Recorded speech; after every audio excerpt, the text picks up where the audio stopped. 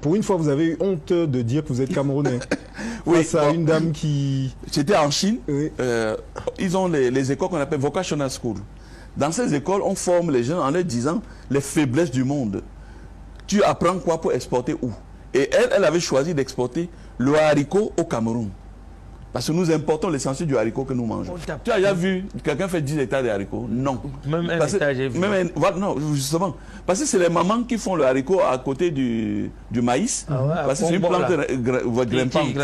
Voilà. Or, comme personne ne fait 10 hectares, cette jeune fille avait une superficie d'environ 30 hectares et son marché, c'était le Cameroun. Elle était déjà millionnaire en dollars grâce au Cameroun. Elle dit donc, il dit que parce que là-bas, ils ne réfléchissent pas trop, ils mangent beaucoup de haricots tous les matins au petit déjeuner, mais ils n'en produisent pas. Et après, ils me demandent, where are you from? Je dis, non, I'm from Congo. Dans l'ouest du Cameroun, les agriculteurs font le pari de la myciculture, une manière de diversifier leur production. Ici, le champignon pousse à l'abri des regards et grâce à des déchets agricoles. Il est cultivé essentiellement biologique. Donc nous n'utilisons pas beaucoup de produits chimiques pour cette culture. Donc elle est non seulement bio, mais elle est aussi de très bonne qualité. Et elle est conseillée pour tout le monde, jeunes, vieux, enfants, tout le monde.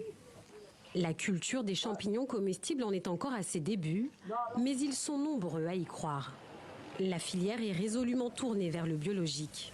Dans cet atelier, les rafles de maïs sont mélangées avec de la farine de son et du blé. Le tout servira de base pour la pousse des champignons. Généralement, une campagne de production dure 3 mois en moyenne. Si nous produisons par exemple 500 paquets d'une masse comprise entre 2,5 et 3 kg, nous savons que nous allons atteindre en moyenne 250 à 300 kg de champignons pendant cette campagne-là. À Bafoussam, les champignons sont vendus 2000 francs CFA le kilo, quand ils coûtent 3500 francs à Yaoundé.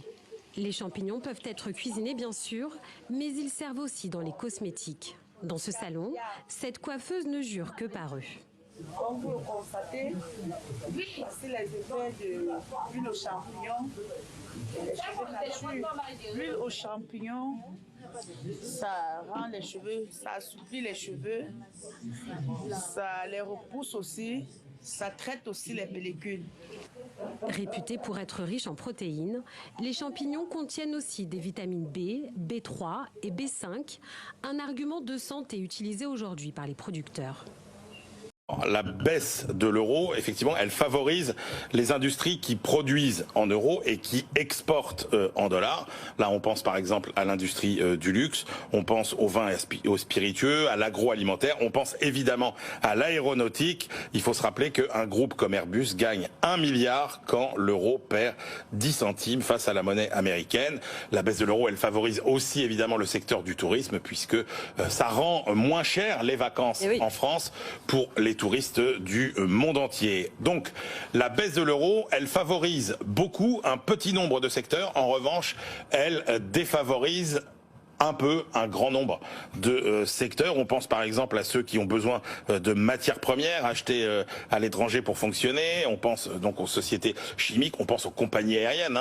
Le kérosène, ça représente 30% des coûts. Et puis enfin, il y a des secteurs pour lesquels c'est à peu près neutre. Prenez le secteur du pétrole par exemple. Quand vous produisez en dollars et que vous vendez en dollars, ça n'a pas beaucoup d'impact. Et même l'automobile, puisque l'automobile, c'est beaucoup de la production régionale. Donc quand vous produisez en Europe, vous vendez en Europe, plutôt en euros. Quand vous vendez en Chine, vous vendez en yuan, mais vous produisez aussi en yuan. Même chose en zone dollar. Au total, si on devait mesurer l'impact de la baisse de l'euro, alors ça se mesure pas uniquement par rapport au dollar, ça se mesure par rapport à toutes les grandes monnaies autour de nous. La baisse de l'euro, là, c'est à peu près 5% face aux grandes monnaies. Et ça fait quelques dixièmes de points de croissance en plus parce qu'on est plus compétitif, ça fait quelques dixièmes de points d'inflation en plus, ça fait quelques dizaines de milliers d'emplois en plus. Alors, en revanche, pour les consommateurs, forcément, c'est pas une très bonne nouvelle. Oui, parce qu'en plus, là, quand je vous ai donné ces chiffres sur l'impact finalement mécanique, c'est toute chose égale par ailleurs.